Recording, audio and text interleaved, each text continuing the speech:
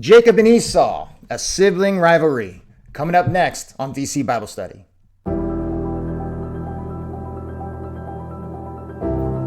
What's going on, everybody? Thank you so much for joining me at DC Bible Study. Today we are going over Jacob and Esau, and I do have to ask, is there anyone in the Old Testament that is not dysfunctional? This is the worst. Is there a family that is just a good family? No incest, no murders, no stuff. So before we talk about Jacob and Esau, we need to know who Jacob and Esau were. So they were the sons of Isaac and Rebekah. Now you remember Isaac from a few Bible studies ago. He was the one that Abraham put up on the altar and was going to murder him. And Isaac's like, Dad, what gives? And then the Lord stopped Abraham and said, I just want to see if you really loved me, that you give up your only son, which is an awesome parallel between Jesus and God and stuff like that. All you need is love. Well, this is Isaac. Isaac had two sons. They were twins. And it says in the Bible, while Rebekah was pregnant, the two brothers jostled each other. Now, what is jostled? I don't know. Like they were elbowing each other. In Genesis 25:22, it says the babies jostled each other within her. And she said, why is this happening to me? So she went to inquire of the Lord. I feel sorry for your mother. So she felt Jacob and Esau in her belly fighting. It's just kind of weird. You know, I've never been pregnant, but my wife was 3 times, and she could feel every baby inside. And even the first child, my son Jason, he actually did like a whole flip turn, and she felt that. She's like, whoa, felt like he just flipped. Anyways, that's not here or there. The Lord said to her in Genesis chapter 25, verse 23, the Lord said to her, 2 nations are in your womb, and 2 peoples from within you will be separated. One people will be stronger than the other, and the older will serve the younger. Yikes. You! Right? It's like Rebecca's here. She's so excited. She has twin boys, and all of a sudden they're fighting. She asked the Lord, what gives? And the Lord said, oh yeah, they're going to hate each other. Not a good plan. Not a great plan. So Esau, he was the first to be born, which makes him the eldest, and that would make Jacob the younger for obvious reasons. And when Esau came out, he came out red, and his whole body was like a hairy garment. I try to think about what that looks like. All right, a red baby that's hairy. I don't know. All I can think of is a poodle for some reason. But it's kind of strange to say that. And then when Esau was born, Jacob was right behind, and it said that he was holding on to Esau's heel. Like he was like, where are you going? Not so fast, my friend. And it's like, well, it starts already. If they were fighting in the wound, on the way out of the wound, which should be a traumatic experience for these newborns, Jacob was still like, you know what? Come here, I'm not done with you yet. And he's grabbing onto his heel. So in Genesis chapter 25, verses 24 through 26, it says, when the time came for her to give birth, there were twin boys in her womb. The first to come out was red, and his whole body was like a hairy garment. So they named him Esau. After this, his brother came out with his hand grasping Esau's heel. So he was named Jacob. I don't know. Like, this already isn't off to a good start. So Jacob and Esau, as you can tell, being before the birth and during the birth, they had a complicated relationship. So Esau, he was a hunter. He was an outdoorsman. And while Jacob was a quiet man and stayed in the tents with his mother, Rebekah. So Esau, he was like a man's man, you know, being that he was red and hairy. He probably was mistaken for Bigfoot back in the day. They're like, oh yeah, the skunk ape. That's Florida's Bigfoot. The skunk ape. It's true. I saw him. He has a bow and an arrow, and he goes around and he hunts. That's Esau, whereas Jacob, he was a mama's boy. And I know a lot of you know those mama's boys. Some of you wives out there, you are so upset that your husband's a mama's boy. I was never really a mama's boy. I love my mom. I really do. But I was more of the Esau type without the red skin and being incredibly hairy. Don't let this fool you. All this, no hair. This, hair.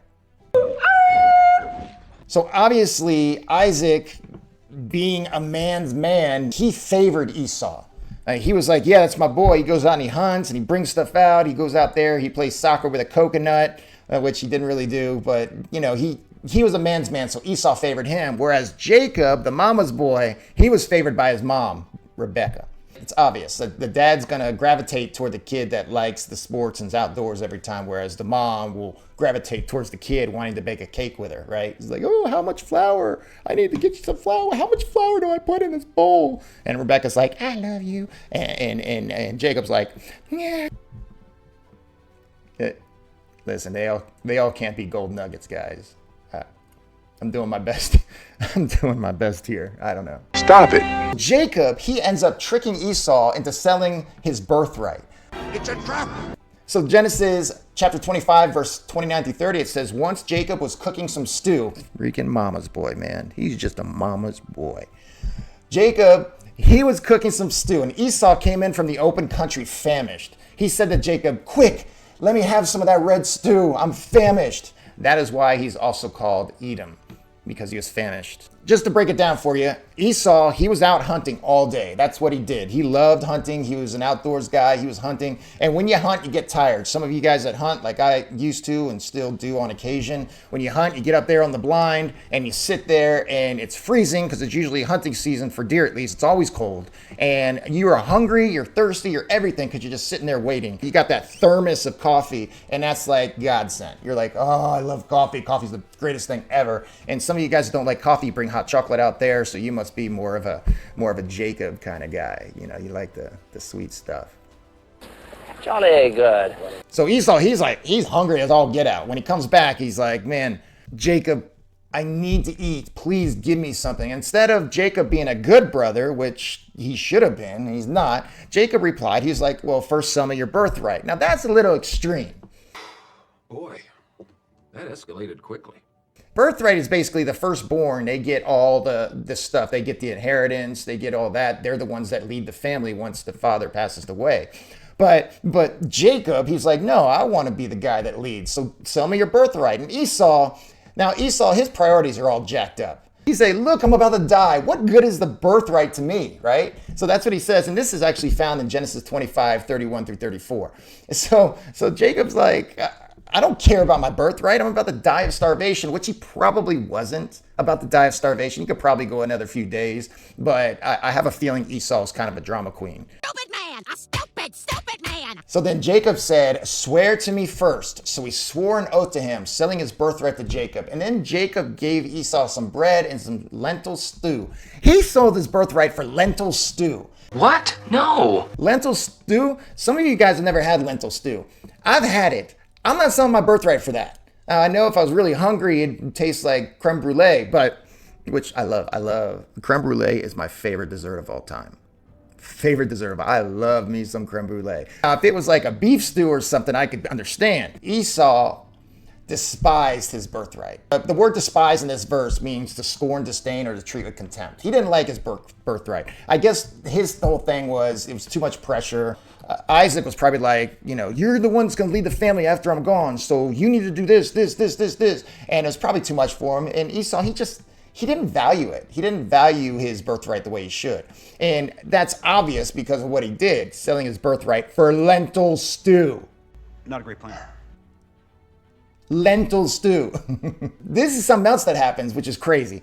Jacob takes Esau's blessing. Now there's a birthright and there's a blessing. A birthright is something you get for being the firstborn. You don't really do anything for that. But the blessing is something that your father gives you, and it's usually to the oldest male. So when Isaac was 180 years old, he couldn't see. He was blind as a bat. I'm 45 and I could barely see. So he was 108 years old, couldn't see. So he called his eldest son, and it was Esau. And he's like, Esau, come here. I can't see you, but tell me when you're here. Come here. And Isaac, what he did was before he died, he asked Esau to go out and hunt some wild game for him so he can then eat and give Esau his blessing. So this is a father-son moment, that Esau's the outdoors guy. Esau is favored and loved by Isaac. And Isaac's like, man, before I die, go out and hunt me something because I love that quail you bring in. It's not lentil stew. It's true. It's not lentil stew.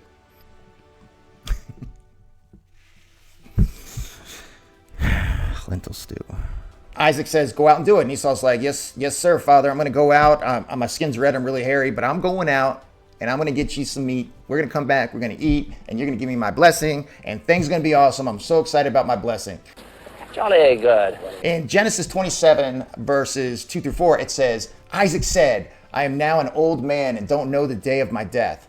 Now then, get your equipment, your quiver and your bow, and go out to the open country to hunt some wild game for me. Prepare me the kind of tasty food I like and bring it to me to eat so that I may give you my blessing before I die. So it's all set up. Isaac's like, I'm going to get some meat. I'm going to be here with my boy that I love so much. I'm going to give him my blessing and all that. Rebecca, as you know, is in love with Jacob. And I don't mean the weird love like Noah and all of them. I mean like Rebecca loved her mama's boy. So Rebecca was listening to Isaac and Esau's conversation and decided to trick Isaac into giving his blessing to Jacob.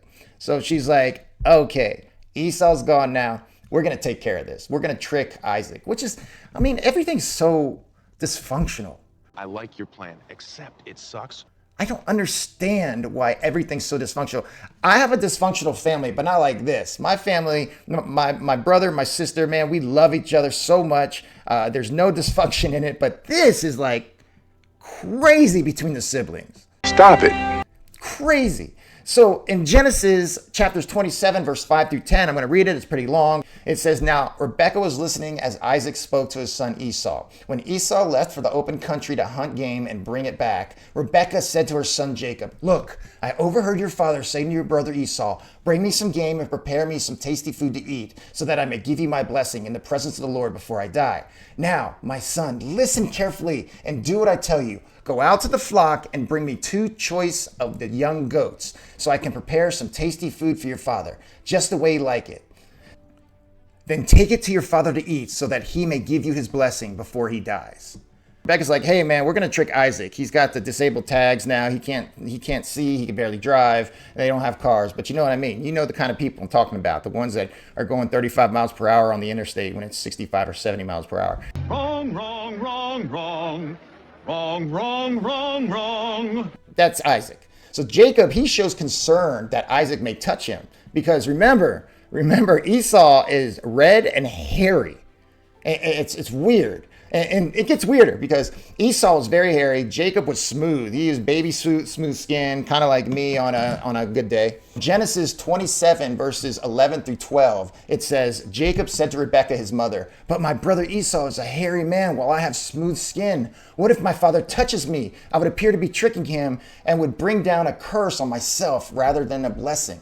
So Rebecca, she's like, hey, I got this. I'm going to take care of this. Rebecca tells Jacob not to worry about it. And in Genesis 27, verse 13, it says, his mother said to him, my son, let the curse fall on me. Just do what I say. Go and get them for me. So Rebecca's like, no. This is on me. This is my idea. So if you do get caught, I'm going to be cursed. I'm old anyway. Blue, you're my boy! So Jacob, being the mama's boy that he is, he obeys Rebecca. And in Genesis chapter 27, verse 14 through 17, it says, so he went and got them and brought them to his mother, and she prepared some tasty food, just the way his father likes it. Then Rebecca took the best clothes of Esau to her older son, which she had in the house. She put them on her younger son Jacob. She also covered his hands and the smooth part of his neck with goat skins. Then she handed her son Jacob the tasty food and the bread she had made. Rebecca's plan works. Apparently, Esau is hairy as a goat. I'm telling you, if I were to draw what Esau might look like from the description we get in this story, I swear he'd be a Bigfoot. So Rebecca's plan, it works, and Jacob gets the blessing that was meant for Esau. And let me just read to you what it says in Genesis chapter 27, verses 27 through 29. It says, so he went to him and kissed him. When Isaac caught the smell of Esau's clothes, he blessed him and said, the smell of my son is like a smell of the field that the Lord has blessed. May God give you heaven's dew and earth's riches, an abundance of grain and new wine. May nations serve you and peoples bow down to you. Be Lord over your brothers. And may the sons of your mother bow down to you. May those who curse you be cursed, and those who bless you be blessed. Wow. Like, Isaac kind of screwed over Jacob too, because Isaac thought that he was talking to Esau. So he was basically saying, hey man, you're the guy, and if Jacob gets mad at you, he's going to be cursed, and all of his peoples will be cursed. But that's not what happened. Jacob actually got the blessing, and it did not work out well for Esau. But the plot thickens. What? No. So Esau returns from hunting and tells Isaac that he's the real Esau and asks for his blessing. Now Isaac, realizing what has happened, trembles with anger. Now, I don't know if you've ever seen an old man that's blind, trembled with anger. I haven't either, so, Alrighty then. So Isaac tells Esau that Jacob has the blessing and will lord over Esau, his slaves, and his offspring. And Isaac trembled violently. This is what it says in Genesis chapter 27, verses 33 through 38. Isaac trembled violently and said, "Who was it then that hunted game and brought it to me? I ate it before you came, and I blessed him.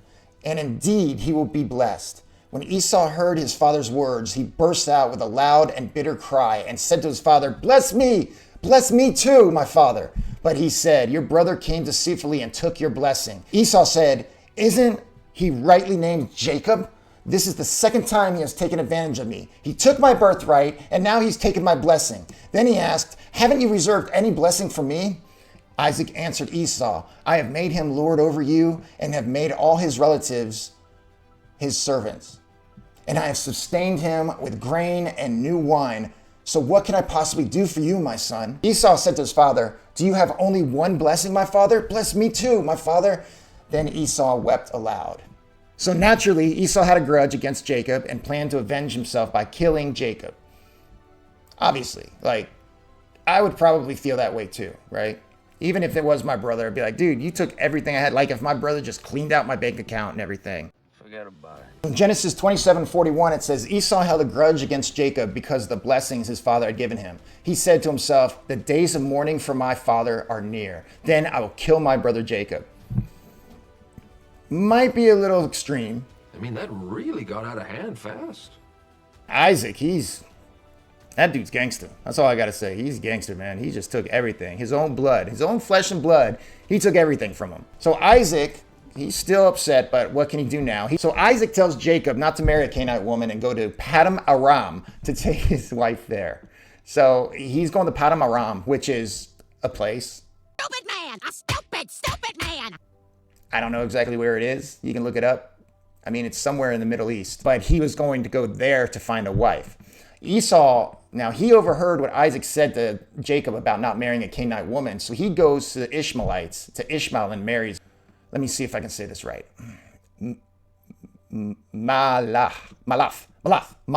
Machlaf.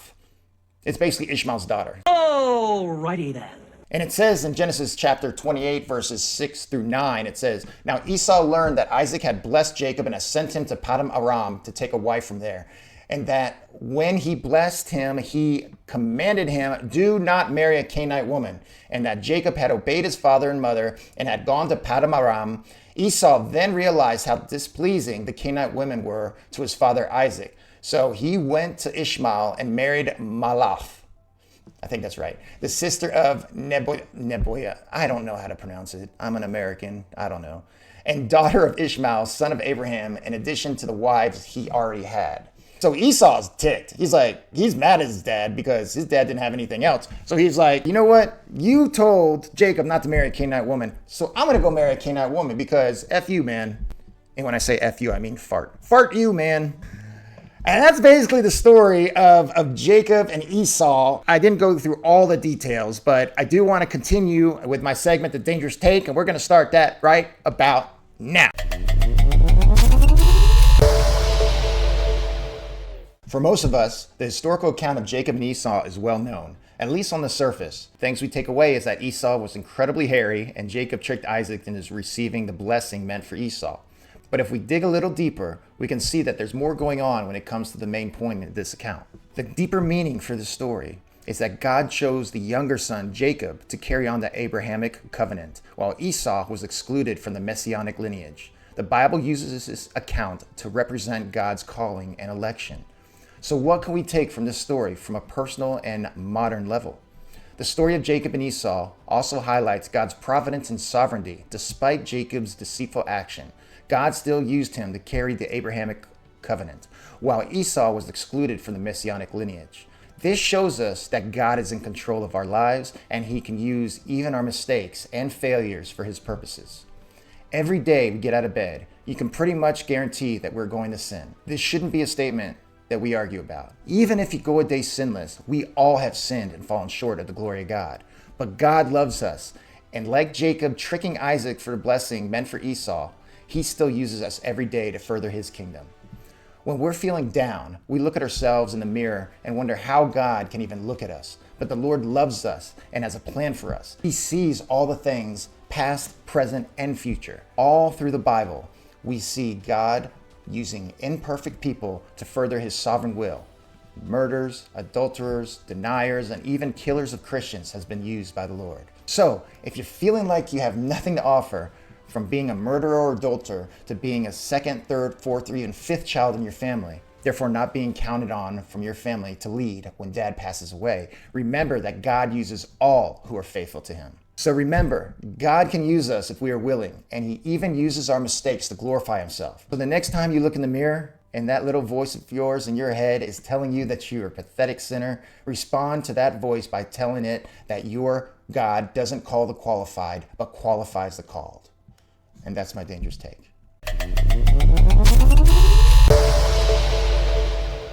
All right, now we're going to do a segment I like to call Things to Take Away, and we're going to start that right about now. All right, things to take away. Number one, family relationships are important. Listen, guys, you don't want to go through life with such a dysfunctional family that you don't talk, that you don't like each other. That's no good. You need to start at the home. You need to show Jesus, reflect Jesus in your home, whether it be an estranged father or be a brother that always held you down and did that spit thing when you were a kid. You know, a spit thing where they spit down, I guess, and then the spit goes down a little bit and they sucks it up. I don't know if any young guys ever had that happen to you, but it's happened to me a few times and it's no bueno, no fun. You need to love your family like Jesus loved the church. Thing to take away, number two, when in doubt, be honest. Don't let deceitfulness tear your family apart. Isaac was deceived. Jacob deceived Isaac. And it comes back around and it bites Jacob in the future. We'll go over that next week. But it's very important to be honest because deceitfulness, it'll tear your family apart. And things to take away, number three, actions have consequences. You have to remember that. That is so important. Actions have consequences. Listen, there are things in our lives where we can make certain decisions, and at that point, it's a feel-good decision, and you love it, but you wake up the next day, and you're feeling horrible about it. You feel like you didn't do the right thing, and that little voice inside your head, you know, the little Jiminy Cricket, which is the Holy Spirit, basically, is saying, hey, what was that? What are you doing? And it's empty. Even if the action makes you feel good at that moment, ultimately it's empty. And that's all I have to say today, guys. Thank you so much for joining me on another DC Bible study. Don't forget to like, subscribe, and share. Love you guys. Remember, be dangerous. Love God. Love people. Love you.